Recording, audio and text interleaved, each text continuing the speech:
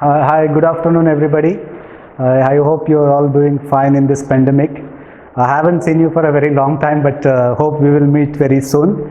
Today what we are going to discuss is job application letter. It is not something that you are not unaware of. Like last time we already did letter writing, but unlike last year, this is slightly different because what we have is not requesting for a leave or asking for a transfer certificate. This is slightly different. Maybe format also slightly changes.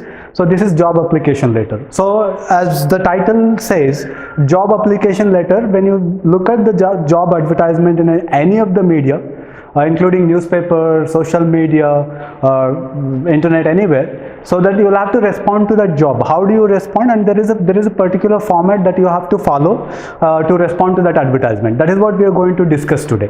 And this is also very crucial as you will be graduating maybe in a couple of years, then start seeking out for jobs. So you will have to know. So how do you have to apply for a job? And you'll have to be sounding little professional in your content, all that. So that's what we're going to discuss about in job application letter. So if you look at job application letter, there are many ways, many formats that has been discussed and followed. But in this one, as keeping the exam in mind, so we have to follow a very uniform method in exam point of view. That's what we're going to discuss. All right. I would have asked now as we look at the format. Now, if you look at this is how usually it will be asked in the examination, or also any of the newspaper that you would have come across. Usually, this is how they would ask or give an advertisement. If you look at this, write a letter of application in response to the following advertisement, in which appeared the Times, the Hindu, dated 2nd February 2017. Though it is slightly old, so we could easily customize it to, like, let's say, usually in new examination what they do is they give you the recent date, maybe March, let's say 2nd February 2020 or something like that. So date is not a main concern, that could be changed anyway. So now now they would give it like that. Wanted is what is their requirement. Prerna Pre-University, this is just a template that we are using. They would ask any of the format in which they have a different requirement. So this is just a template that we have taken. Prerna Pre-University College, Dharwad, invites application from qualified individuals for the post of lecturer in biology. Okay, this is the requirement that they have in Pre-University College. They want a lecture. This is a lecturer post. Okay, they could ask for receptionist, engineering background, telecalling, anything, depends on the requirement. Okay, now apply within 10 days to, so this to is the address where you will have to apply this letter. The secretary is the position or designation of the person whom you are addressing this letter to or sending the letter to. Prerna Education Trust, Dharwad, this is the address. And also they have specifically mentioned that they require these skills too. Candidate with experience and good communication skill will be given preference. So this is what they are expecting from the candidate, okay, for this required position. So this is how in the examination the question will be asked for letter writing. Okay, this is the format. All right.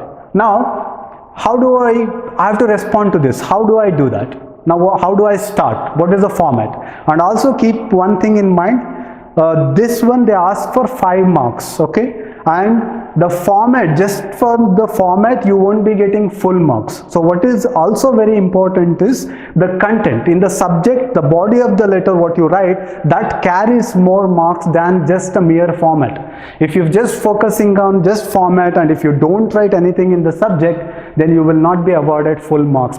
You might lose marks. And I don't want for this one anybody losing any marks, because we know that we have been learning this since school. All right, so I don't want anybody to lose a single marks, but what you have to focus is the grammatical aspect in the subject, and how do you convince your employer to maybe shortlist you or to offer you, consider your candidature. That's what important. Okay, let's talk about that later. Let's go to the format. Okay, now we are very clear what are they expecting, what qualification is required, and where do we have to apply this to. We also have the address, right? So all these details we have. Now I have to follow, either manually I'm writing or writing through electronic media, however I'm writing. So I'll have to follow certain format. Okay, this is what we need to follow.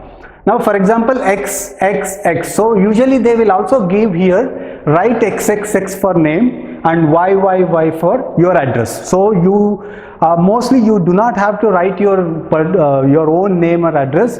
That won't be fair, because otherwise it could be biased by the evaluator or anybody. That's why what they give you this, write XXX for name, YY5 for address. Okay, sometimes what some people do is they go on writing many of the X's and many of the Y's, which you should not be doing. It's only 3 alphabets, XXX and YY. Usually that they also give you in the question itself.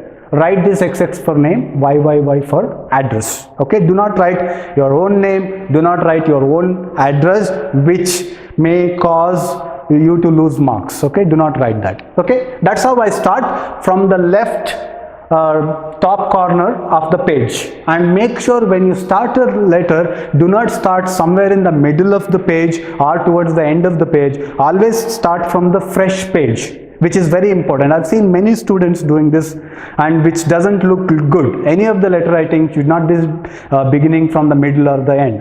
Okay, make sure you start from the fresh page. Okay, even if there is some space left from your previous questions, it's okay, just leave it blank and go to the next page and start. And make sure that you start from the left top corner of the page.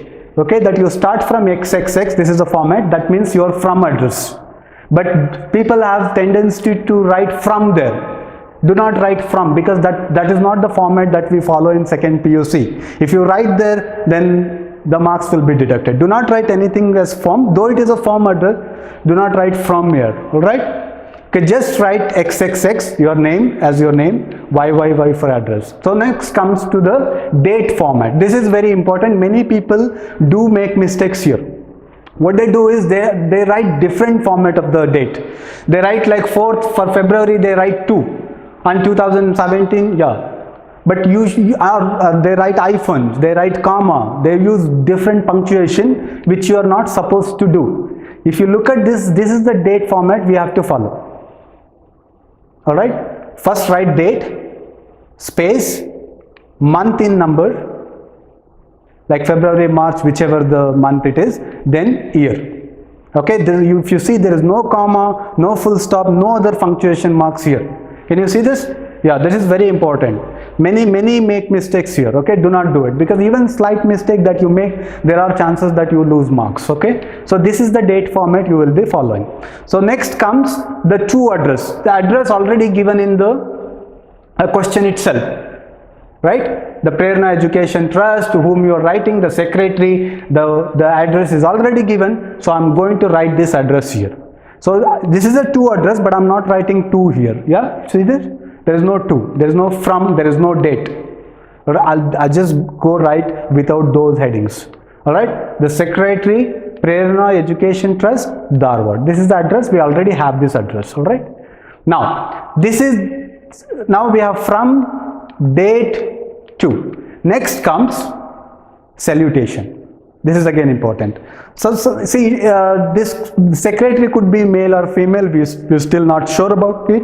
So it's advisable to use respected sir/madam, comma. You have to use this.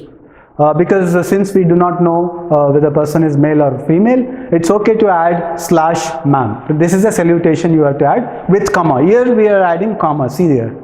Alright, so that's what. Then comes subject. What is the subject? We know the subject's application for the post of lecturer in biology. This could vary depending on the requirement that they ask, or other different job application letter. It could be receptionist, telecalling, maybe manager, some engineering background with specific engineering skills. So all that they would be vary. So this is the application. Now reference. So this is a new thing that we did not learn last year. So since it's a job application letter, you will also have to write from where is the source that you got this. Okay, that's a reference.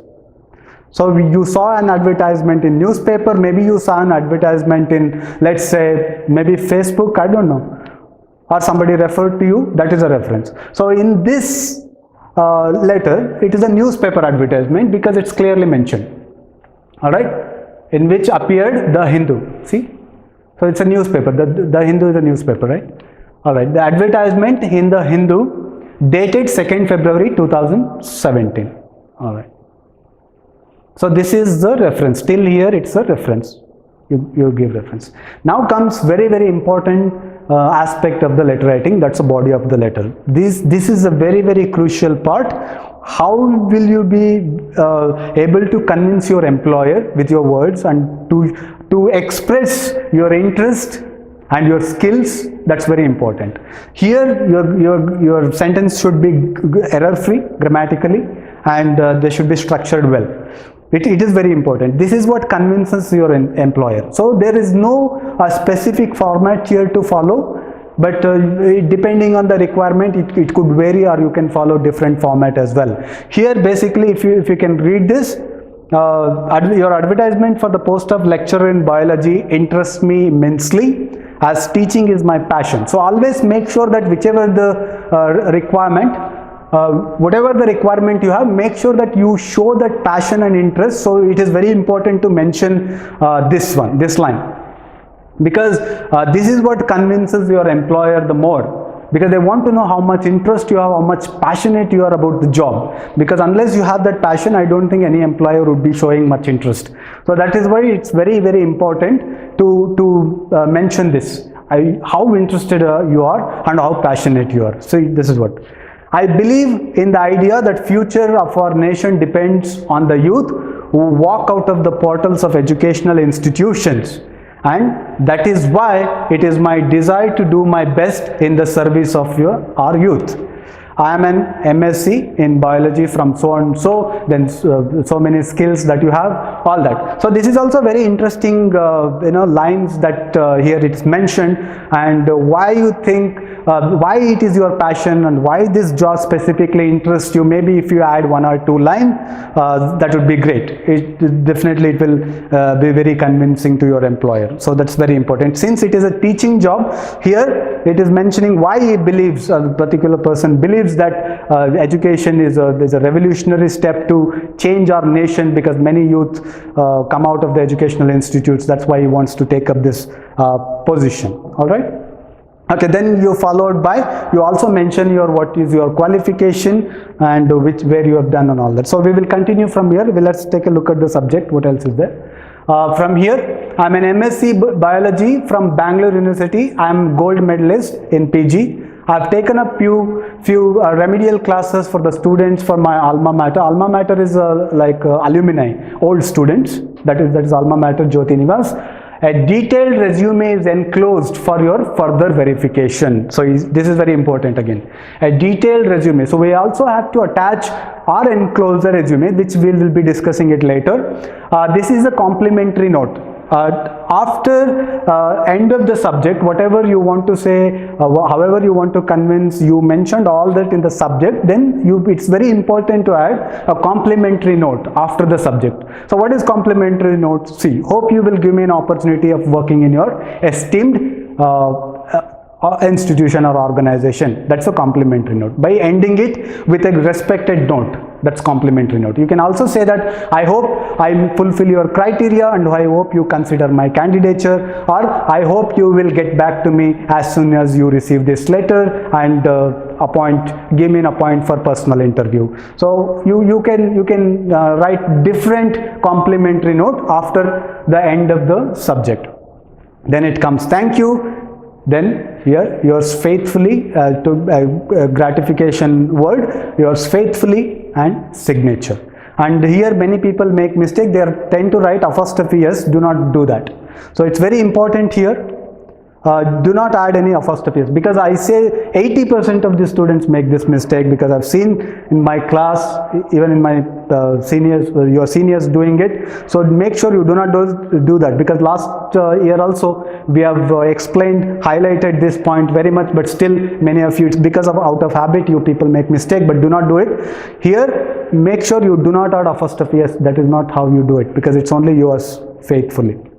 And signature. So this is your letter. Now what you have to do, you have to add one more line here. It is not here. Enclosure 1. You are enclosing something. What is your enclosing? You already mentioned here. A detailed resume is enclosed for your further verification. You must write here enclosure 1, because you are adding enclosing one document or attachment. All right. We'll take a look at the resume. Then we'll be done. So this is how resume format looks. This could be done in a different page. So far till here one page you cover it up. When you go to resume, you start from again the next page. Do not start just right below the letter itself. It doesn't look good, because it's a different document altogether, because you are also attaching it with letter. All right. Now resume. So this is a resume format. This is how it looks. Start with name. As already mentioned, for your name you write XXX. You write XXX here. This should come below, because in this it has come just next to this. It has to come here. Father's name. Again, father's name, you do not have to write your own father's name. It's okay. You can just write any of the alphabets like Z, Z, Z you can write, because we already chosen Y, Y, Y for address. All right. Father's name, it has to come down here. Then date of birth. Address, we already know what address we have to write. Y, Y, Y. It's already mentioned. Nationality and knowledge of languages or languages known. Proficient in English, Kannada and Hindi, whichever language you know, you could mention that. Then you prepare this table. Prepare this table where name of the exam, maybe serial number. You could start with serial number, name of the examination, board or university, year of passing, subject. So prepare this table, then go on filling these details. So this is a format. Then it comes here, place, date, place, and this side comes signature. So that we have somewhere not covered it, but it's okay. Here after completing this format, make sure date and place here. Write date, place, which place you are writing this from, and also here this part of here it comes signature. Write SD and signature. The right corner, the below right below, the corner of this page, and here left side below you write date and place. So this is the format that we follow, and if you done that, if you do this properly, you will get 5 marks. So that's all for the job application letter. Thank you.